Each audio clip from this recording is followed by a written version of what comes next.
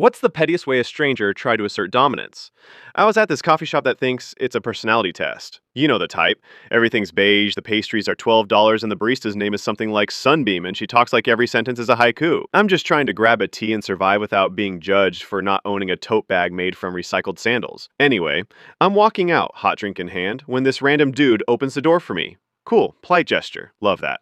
So I go, thanks, like a normal human. But this guy doesn't just say you're welcome like a functioning member of society. He smirks and goes, yeah, you should be grateful. Pause. I'm sorry, sir. What? I blinked. I thought maybe I misheard him. Nope, he's just standing there with the energy of a rejected Game of Thrones character, like I just insulted his royal lineage. You should be grateful. For what? Holding a door? Is this the 1400s? Do I owe you my